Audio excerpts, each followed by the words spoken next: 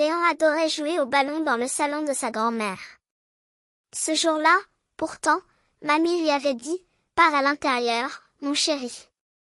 Le vase bleu est fragile. » Mais Léon avait tellement envie de marquer un but imaginaire. Un coup de pied, et crac.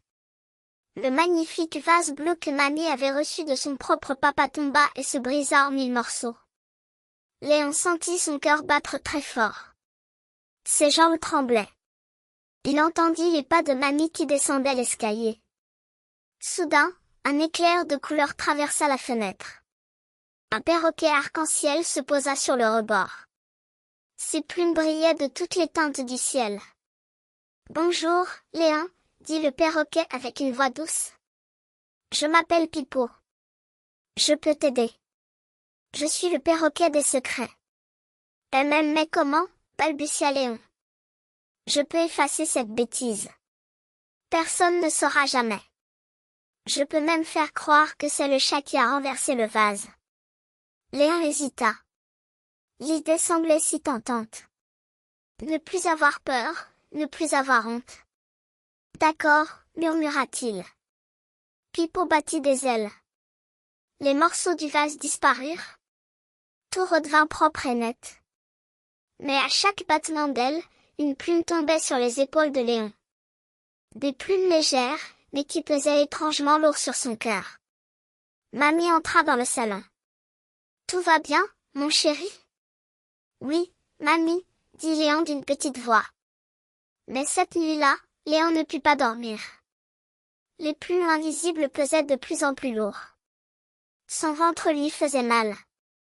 Il pensait au visage de mamie, à ses yeux doux, à ses câlins. Pipo revint le lendemain. « Alors, Léon, tu te sens mieux ?»« Non, » dit Léon en secouant la tête. « Je me sens tout lourd. Mon cœur est triste. »« C'est normal, » soupira Pipo. « Les secrets pèsent toujours très lourd. Plus on les garde, plus ils deviennent lourds. Je le sais bien, j'en ai porté tellement. Mais, et si mamie est fâchée? Peut-être qu'elle sera un peu triste. Mais tu sais ce qui rend les grand-mères encore plus tristes? C'est quand on ne leur dit pas la vérité. Parce qu'elles aiment leurs petits-enfants plus que tous les vases du monde. » Léon réfléchit longtemps. Puis il descendit l'escalier. Mamie préparait des gâteaux. « Mamie, j'ai quelque chose à te dire. » Mamie s'essuya les mains et s'assit.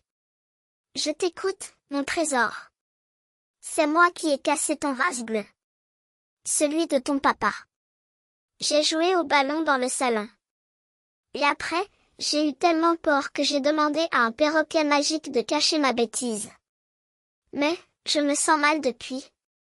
Pardon, mamie. » Les larmes coulaient sur les joues de Léon. Toutes les plumes invisibles s'envolèrent d'un coup de son cœur. Mamie le prit dans ses bras. Elle le serra très fort. « Mon Léon courageux. Tu sais ce qui compte le plus pour moi? Ce n'est pas le vase. C'est toi. Et tu viens de me montrer que tu es un petit garçon très, très courageux. Dire la vérité, c'est la chose la plus difficile et la plus belle du monde. Tu n'es pas fâché? Un peu triste pour le vase, oui. Mais tellement fier de toi. » À la fenêtre, Pipo souriait. Ses plumes brillaient encore plus fort.